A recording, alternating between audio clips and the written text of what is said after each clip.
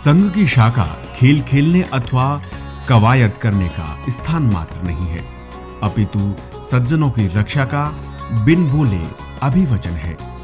तरुणों को अनिष्ट व्यसनों से मुक्त रखने वाला संस्कार पीठ है।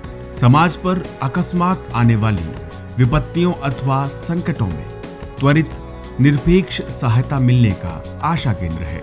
महिलाओं को निर्भयता तथा सभ्य आचरण का आश्वासन है। दुष्ट तथा देशद्रोही शक्तियों पर अपनी धाक स्थापित करने वाली शक्ति है।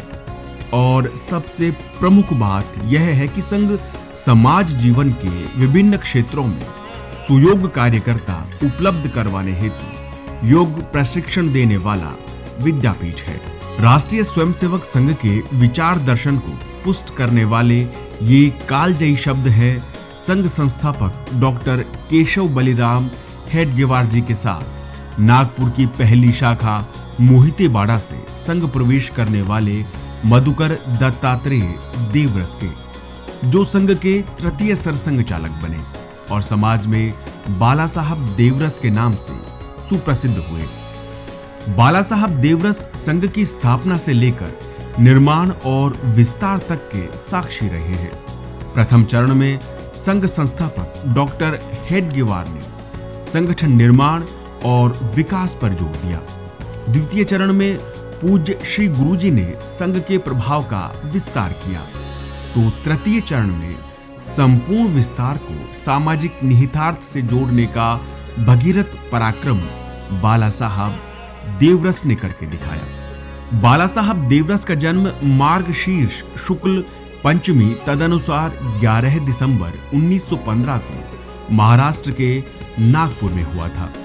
एक साधारण परिवार में जन्मे बाला साहब देवरस के पिता भैयाजी देवरस सरकारी कर्मचारी थे और इनका निवास नागपुर इतवारी में था।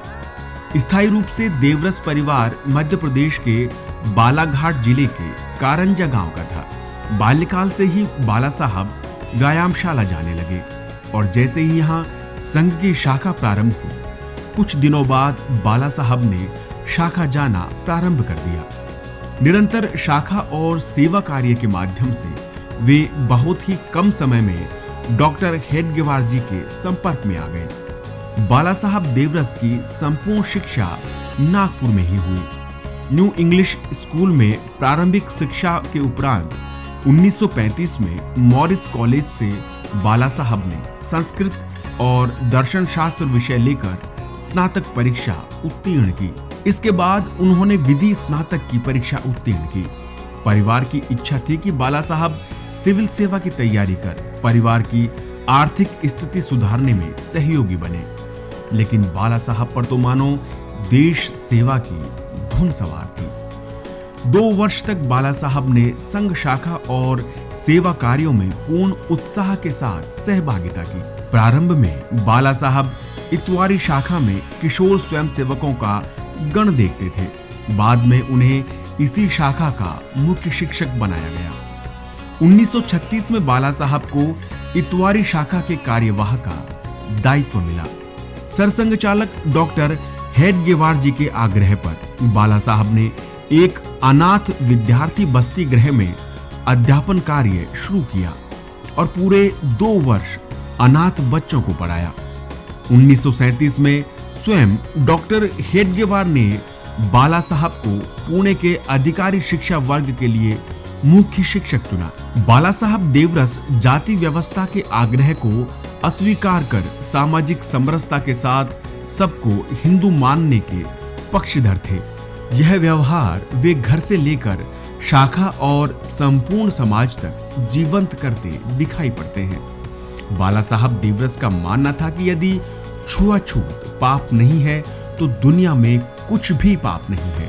एक बार बाला साहब देवरस ने शाखा के स्वयंसेवकों को घर पर भोजन के लिए आमंत्रित करना चाहा, तो इससे पहले अपनी मां से यह निवेदन कर दिया कि घर पर आए किसी भी मित्र से उसकी जाति नहीं पूछेंगी और सभी को एक जैसे बर्तन में खाना खिलाएंगी। बाला साहब ने आग्रह किया कि मां मित्रों को भोजन और सम्मान दोनों मिलने चाहिए और हुआ भी ऐसा ही।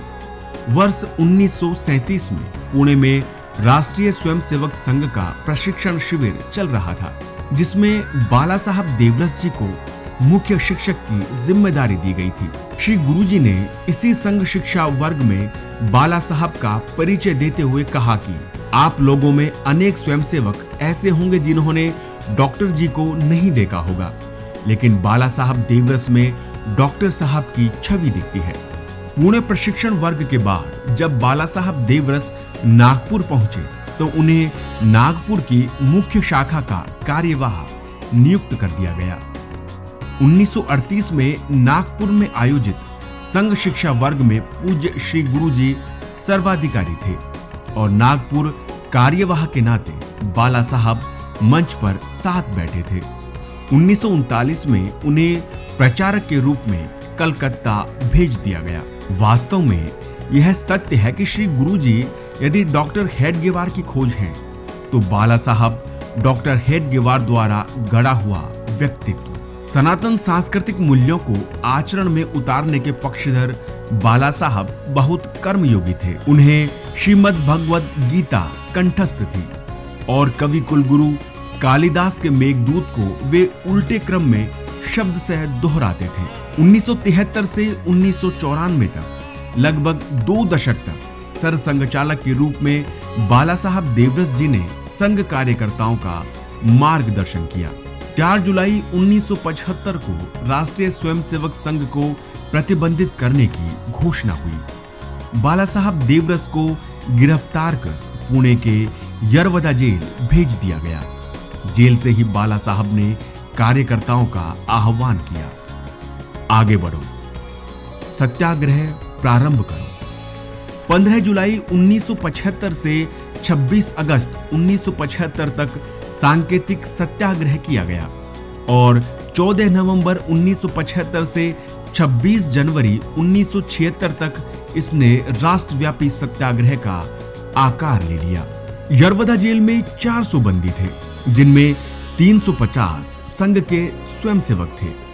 संघ प्रार्थना, ध्वजारोहण, बैठक, चर्चा, पर्व, उत्सव, सब गतिविधियां यहां से लेकर देश भर की जेलों में संघ स्वयंसेवकों के साथ ही विपक्षी नेताओं के लिए भी चैतन्य और प्रेरणा का प्रतीक बन गए।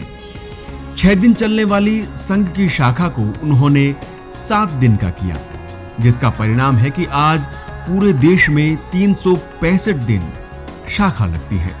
प्रभात शाखा प्रारंभ करवाने के साथ बाला साहब देवरस जी ने संघ में घोष अर्थात समूह गान की प्रथा का भी प्रचलन करवाया। उत्तर पूर्वांचल सहित देश के वनवासी क्षेत्रों में हजारों की संख्या में सेवा कार्य आरंभ हुए। देश में आपातकाल, मंडल आयोग और श्री राम जन्मभूमि आंदोलन जैसी घटनाएं घटी। इंदिरा गांधी की तानाशाही से लेकर स्वयंसेवकों की रक्षा के साथ देश को जगाने का भी काम किया गया। बाला साहब देवरस ने जाति आधारित आरक्षण के समर्थन में प्रस्ताव पारित करवाया और इसी प्रकार अयोध्या में भव्य श्री राम मंदिर स्थापना की प्रतिबद्धता दोहराई। सेवा कार्यों पर विशेष ध्यान देने के साथ बाला साहब देवरस ने गरीब और पिछड़े समाज को आगे बढ़ाने का सूत्र दिया। सेवा का पर्याय माने जाने वाले संघ में 1973 में सेवा भारती की स्थापना के प्रेरक बाला साहब देवरस ही बने। 1993 में चेन्नई के संघ कार्यालय में जिहादी आतंकियों ने बम से हमला किया, जिसमें अनेकों स्वयंसेवकों सहित 11 लोगों ने प्राण गंवाए। बाला साहब देवरस, जो स्वयं अस्वस्थता के कारण व्हील चेयर के बिना एक कदम भी चलने में असमर्थ थे, वे हट करके नागपुर से चेन्नई गए। वहां हुतात्माओं को श्रद्धांजलि देने के साथ उन्होंने शोक संतप्त कार्यकर्ता परिवारों के प्रति संवेदना व्यक्त की। संघ के विरुद्ध जारी सुनियोजित दुष्प्रचार और षड्यंत्रों की परवाह न कर बाला साहब देवरस कहते थे, सत्य को ढांकने का प्रयास किया जा सकता है, किंतु अंततः विजय तो सत्य की ही होगी। जीवित रहते हुए नए सरसंघ चालक की नियुक्ति की अद्वितीय प्रथा को संघ में प्रारंभ करने का श्रेय भी बाला साहब को ही जाता है, जिन्होंने अपनी अस्वस्थता के चलते प्रोफेसर राजेंद्र सिंह रज्जू भैया जी को अपना उत्तराधिकारी घोषित कर दिया था। 17 जून 1996 को समाज और राष्ट्र के निमित्त जीवन अर्पित करने वाले बाला साहब देवरस ने इहलोक यात्रा पूर्ण की और उनकी इच्छानुसार उनका अंतिम संस्कार नागपुर के सामान्य शमशान घाट में कर दिया गया। राष्ट्रीय स्वयंसेवक संघ के तृतीय सरसंघ चालक दिवंगत बाला साहब देवरस की अप्रतिम भूमिका संघ के पूर्व सरकार्यवाह भैया जी जोशी के शब्दों में स्वतः सिद्ध होती है। बाला साहब देवरस के लिए राष्ट्र ही देव है और संघ कार्य के अलावा अन्य किसी काम में उन्हें रस नहीं है। बाला साहब देवरस डॉक्टर हेडगेवार जी द्वारा गढ़े गए उन प्रथम मनीषियों में से एक हैं जिन्होंने राष्ट्रीय स्वयंसेवक संघ को गढ़ा। समाज की नब्ज पर उनकी उंगली सदैव बनी रहती थी।